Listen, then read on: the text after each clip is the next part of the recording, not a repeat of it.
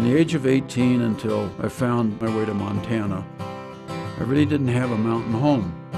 Of all the places I've ever been on skis with my camera, I settled in Montana. I think it revolves around that simple word called freedom, because it's our basic instinct. You know, you want to ride a horse, you want to catch a trout, and you just want to go somewhere to the summit of something and put your arm around your wife and watch the sunset. And the state is so big that, you know, you spin around in a 360 and there's freedom in every direction.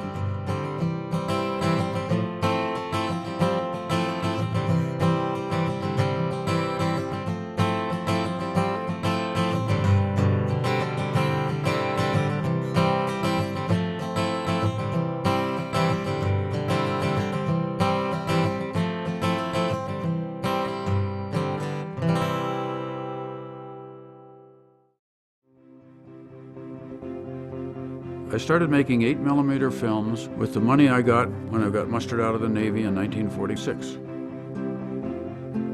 I spent my professional life taking pictures of people, observing what people do and what they said, and I either took movies of it or I drew cartoons of it.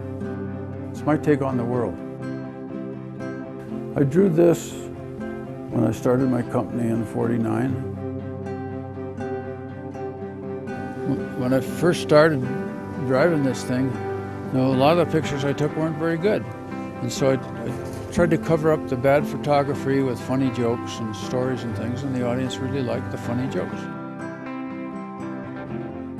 And everything you see around this part of Montana, it's all part of the Yellowstone Cauldron.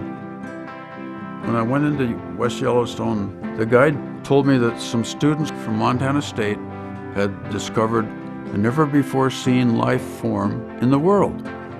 And there it is, germinating right there for people to walk along a wooden path and look at it and say, wow, I'm looking at creation. It's happening right here.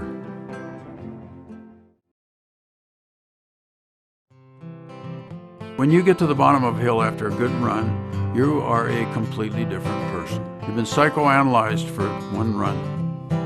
Some guys there, you know, drilled a hole in your brain and inserted all this wonderful scenery and all these wonderful people and snow conditions and the freedom, and forced out a whole bunch of bad stuff. And when you get to the bottom of the hill, you suddenly realize, you know, you can't take this memory away from me that I just experienced. And you get a lot of those in one day in Montana.